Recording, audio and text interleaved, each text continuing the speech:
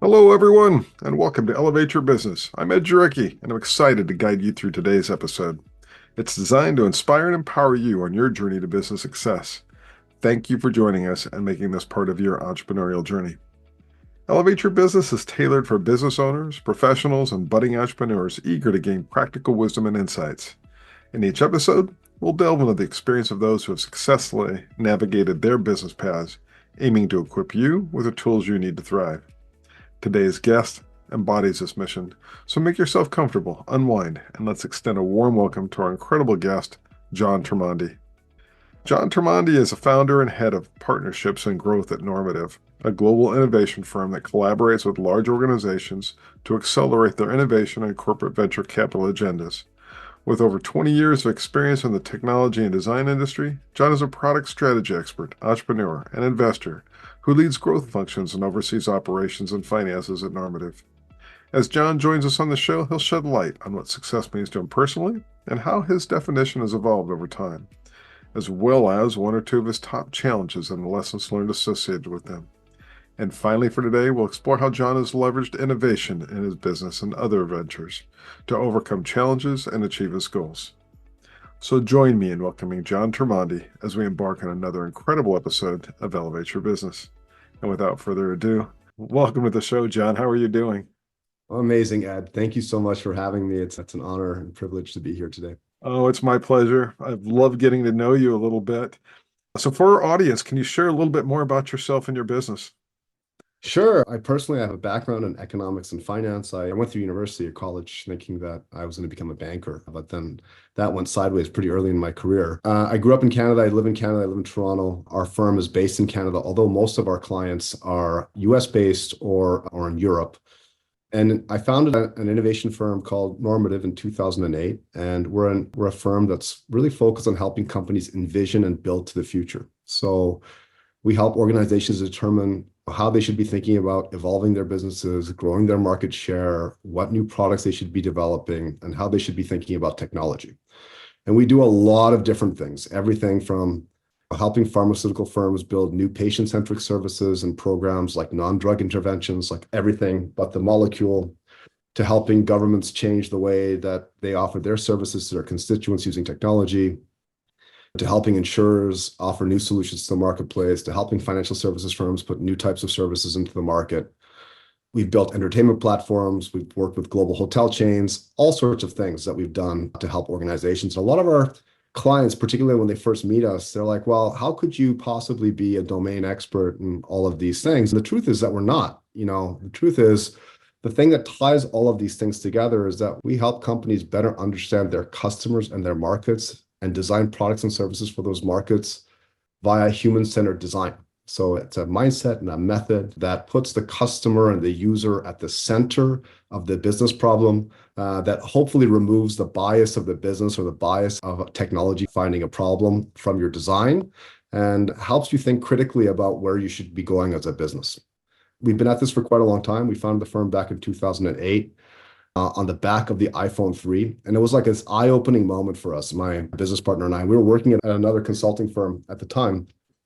And we could just see when the iPhone 3 came out, we realized what the full implications of the consumer internet on business were going to be. And not just because the iPhone 3 had apps, but because we saw how quickly people's expectations of what was possible were, like in an instant. All of a sudden, people saw technology really, really differently. And that was an eye-opening moment. And I'll give an example. The first time I used Uber, I was just like, wow, the way in which we call taxis is kind of stupid. Like it's just like it doesn't make any sense. And there was no amount of regulation that was going to stop people from adopting this new technology. And we see similar types of changes in the marketplace today. And we help our clients think critically about those and figure out when it's appropriate to adopt them and how they should adopt them and how they should move forward. I absolutely love it. And the fact that you saw Apple, Steve Jobs' vision associated with how people should be connecting. Technology is still a tool, but it should be an enabling tool, not something that's generating frustrations on a constant basis. When it comes to that, from my perspective and others that I've talked to, there's a growing frustration because it seems like many businesses out there have really gotten away from understanding that connectivity vision, and the way they've introduced innovation into their solutions actually adds a burden to their customers. Yeah, yeah. Any thoughts or response to that? Yeah, I mean, I don't know if you've ever read the book by Peter Thiel, Zero to One. And for any of your guests who haven't read it, it's an amazing book. But Thiel talks about if you're going to really create a breakthrough innovation, the equation is this. You need to be able to create 10 times the value at one time the cost. So it's like 10x to 1x. Yeah. Right. And so what a lot of people do is they look and they say, okay, and I'll give an anecdote about this as well. But what a lot of people do is they go out and they say, oh, look at what my competitors are doing. Look at what's happening in the marketplace. We need to do this too. We need to be on social media, or we need to enable this other thing, without really thinking through what it means to their customers and what it means to the market.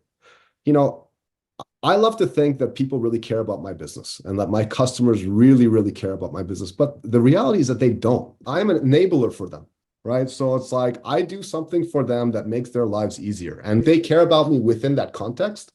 But outside of that context, of course, I build good relationships with my customers. But outside of that context, it's really more of a personal relationship as opposed to a business relationship that they think about. And I would encourage people to think about their own businesses in a similar light and try to pull themselves out of the solutions that they're trying to create. It's one thing to have an idea about what you can do. It's another thing to really go out and understand whether that idea has merit in the market and with your customers in their minds. And the best way to do that is to talk to your customers, which is as simple as it sounds, but it's the best way to know if it's going to work is to talk to people and show them.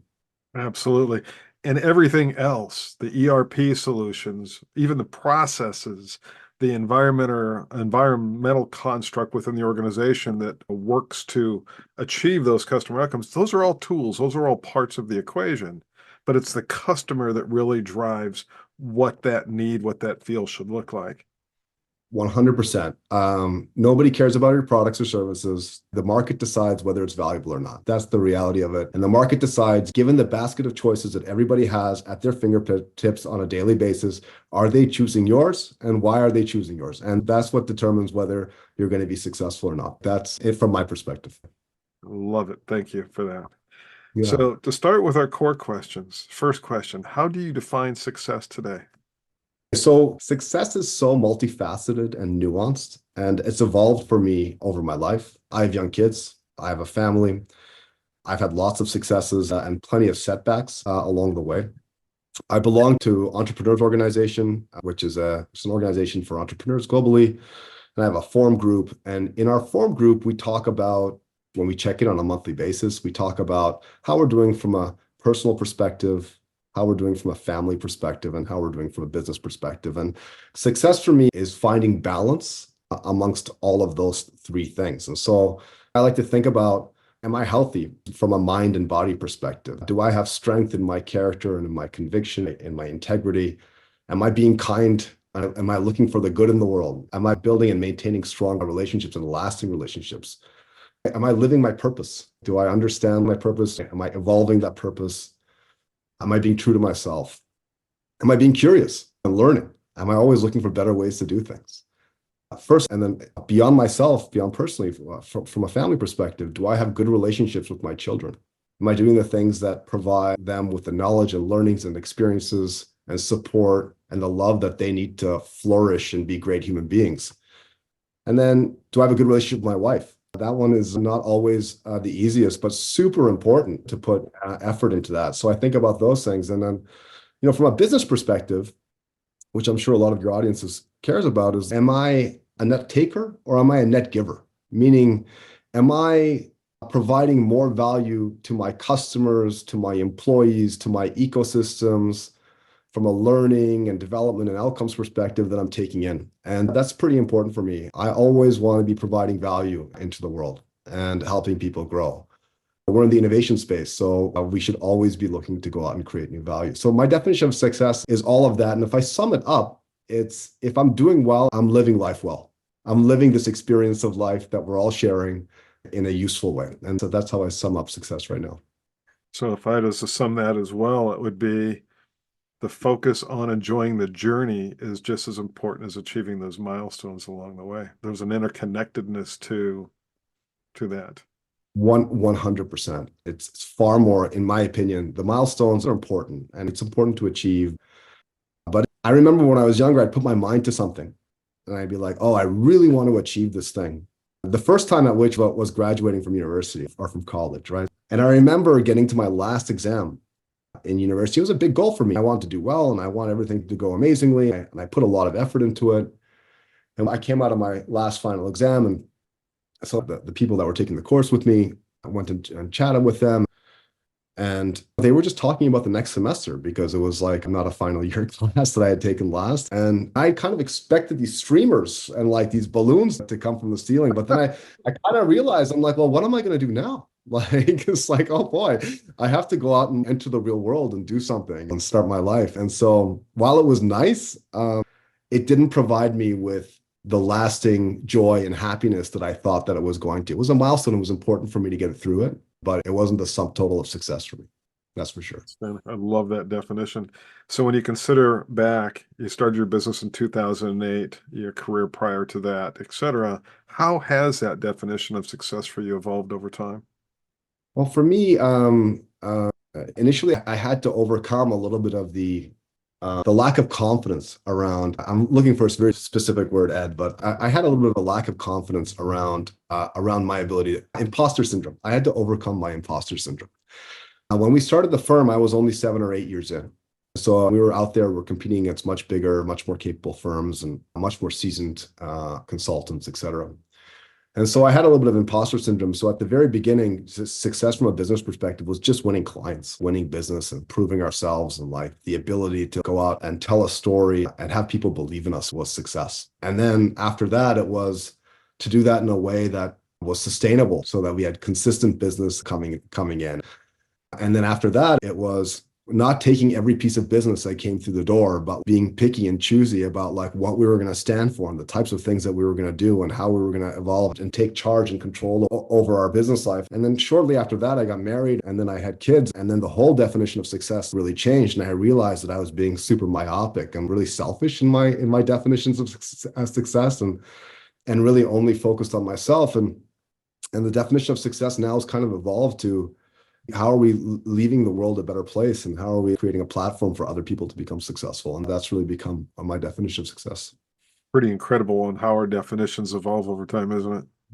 Yeah, absolutely. I mean, experience is the great teacher. Experience, failures, 100%, 100%. And recognizing through life, like what are the things that really get you going? That's been great. So taking that to the next question, from a top one or two challenges perspective through that journey, what are one or two of those and the associated lessons learned? I think the top challenge that I had to overcome was the fact that the challenges never stop. If that makes sense. It's Yes, like it does. it's like Sam Altman, who we are hearing a lot about because of OpenAI. When he was at Y Combinator, he talked about what they looked for in entrepreneurs, and I think he described it as resilience. And he said something along the lines of, in your entrepreneurial journey, the number of balls that are going to come out of left field that are going to disrupt the things that you're trying to do and provide you with challenges and all that type of stuff, they're endless. They're constantly going to come at you. You're constantly going through an obstacle course. Client isn't happy, cash flow sucks, somebody didn't pay, a key employee quit. We recently had, unfortunately, we lost an employee, a key employee died. Like these challenges, they come at you. You're not as available anymore. You get older, you're getting tired, you're not able to pull through on the overnights. All these things are constantly being thrown at you. The number one challenge that I kind of had to overcome related to this was creating the resilience in my mind to be able to continue to look forward, recognizing that these things are temporary, that there is a solution to these things, that no matter what happens, that things will be okay. And then just trying to do the next right thing to move forward and not getting trapped, because sometimes something will come at you and it'll totally rock your world. Your plans will be rocked. Typically it involves money in business or in personal life, and it typically involves like somebody's health or something along these lines, and something comes at you in such a way that in the past when these things have happened, I've become paralyzed, and the fact of the inaction that I've taken are the things that had created the anxiety. And as soon as I started to move and started to solve the problems, all of a sudden the anxiety started to dissipate. And it's like there's a form of acceptance that you have in challenges. And once I accepted the challenge and started to move against it, then all of a sudden, even though it was really, really tough, the anxiety of solving the challenge kind of melted away. And sometimes time, sometimes luck, sometimes perseverance, sometimes asking for help were all paths to solving these things. What a great number of golden nuggets in there. Resilience, reflection and action, and support, coaching. Those are all the things that I heard out of just what you said. And I'm sure I missed one or two of those key golden nuggets, but incredibly important. So, one just related question to that from a filtering perspective as you go through and these things hit. And yes, I very much share that understanding and experience. Do you use any type of filtering to help clear the rubble, so to speak? Yeah, I have a few outlets, and I'm always trying to develop healthy outlets because people, including myself, sometimes go to unhealthy outlets, but I'm really trying to develop my healthy outlets. And the healthy outlets are journaling, and it's like just writing things down. It is incredible. It's an incredible tool. Sitting down in the morning at your desk and writing things down. It's just crazy how that can clear your mind. Exercise. Exercise is, it's like if I feel negative in any morning, exercise just helps me clear my mind, gives me an incredible perspective on a boost to my morale and improves my perspective immediately. And so Outstanding. sometimes I get cranky and my wife says to me, "Oh, you should go and exercise." And so those are kind of the healthy outlets that I've been trying to cultivate. Journaling I find is harder than exercises for me, but it is that filter. And then of course, talking to my friends and my loved ones and being open about the challenges. This is not always easy. As entrepreneurs, we carry a lot of burden on our shoulders, and it's not easy to open up about these things. It certainly hasn't been for me, but it's something that I'm continually working on. Outstanding. Thank you so much for that.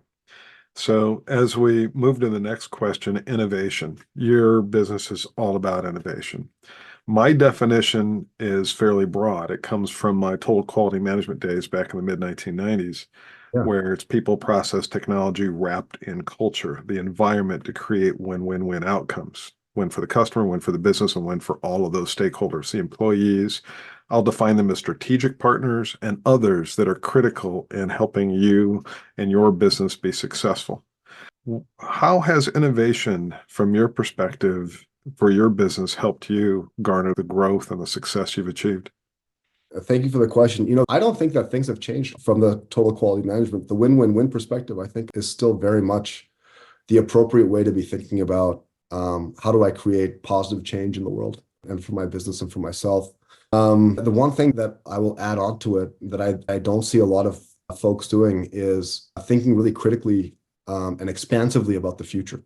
It's very easy for us to get bogged down into the problems of our businesses today and where the business is today, what our customers are doing, and whether we ship the product or whether we've done the right thing or whether our employees are happy, et cetera. But we have to take some space and remove ourselves from the today to think about not only the next 1, 2, or 3 years, but really the next 5 to 10 years expansively and start to think about the things that are going to change and potential disruptions and start to think about mapping those things, but also start to think about the things that are going to stay the same. A lot of things are going to stay the same. Like I can't ever imagine our clients saying that they want less for more. It's never going to happen. They're always going to want things to be faster and smarter, and they're going to want things to be Yes, they will. like they're always going to want these things. And so, you got to think about the things that are going to stay constant, and you have to think about the things that are going to change and are going to become enablers for you.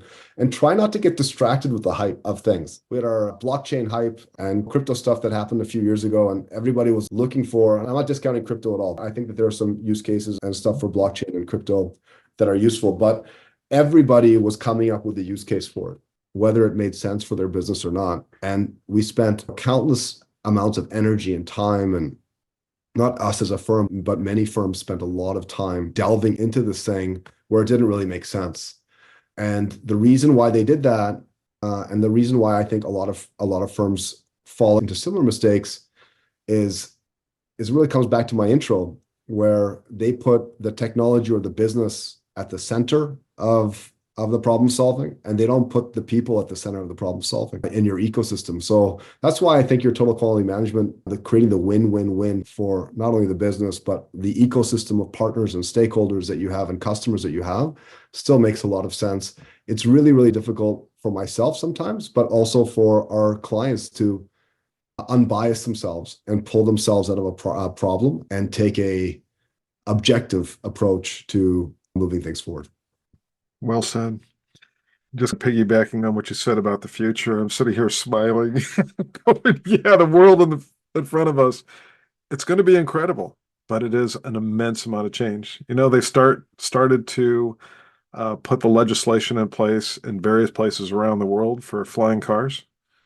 Yeah. Yeah. I know. I grew up with the Jetsons. Do you remember the Jetsons? Absolutely. I grew up with them too. And so, I mean, it actually highlights an interesting thing. When the Jetsons came out, I don't know, because I was probably watching them on their second go around or whatever, but when they came out originally, I think they were living in the year 2000.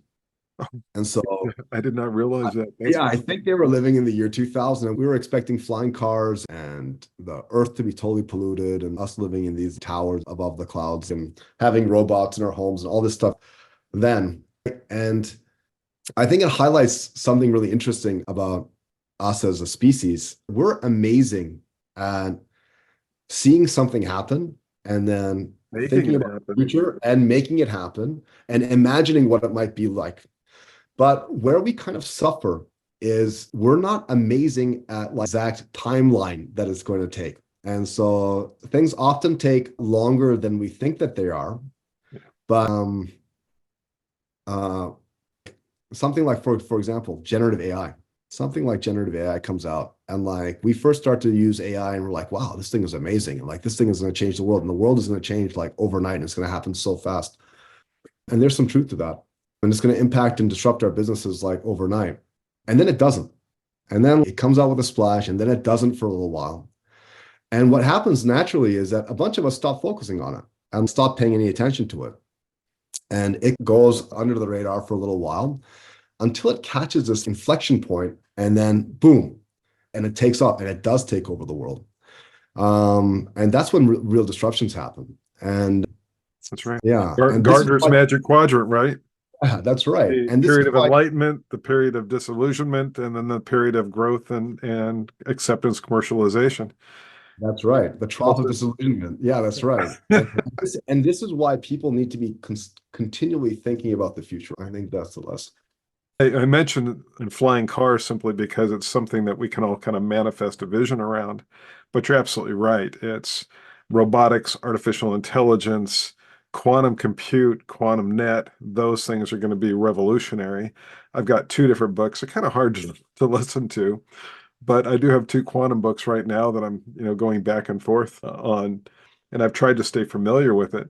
But I'm going to tell you that everything with that is it's going from analog to digital, digital to quantum. It's that much of an exponential leap from where we're at today.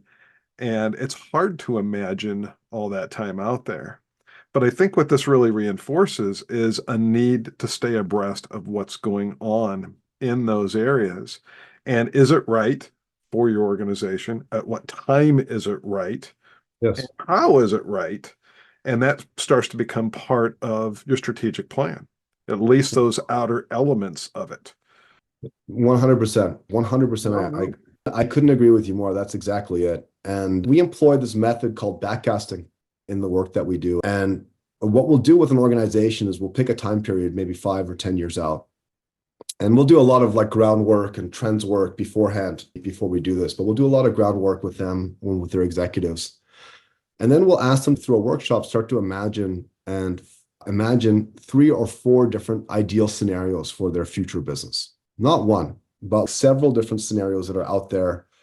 What could the business be? How would you characterize that business? What would you look like? What are the things that you would be doing? Who are your customers? How do they change from who they are now? What are your revenue streams? How do they change from where they are now, et cetera?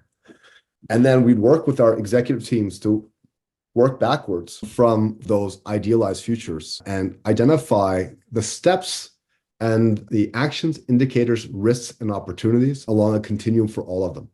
And we have them all converge on a point, which is today. Right. That Right? makes And, sense. and then we look for the common themes across the different futures and the common actions across the different futures. And those common actions and themes become the things that the company should invest in today to achieve any one of those futures in the future.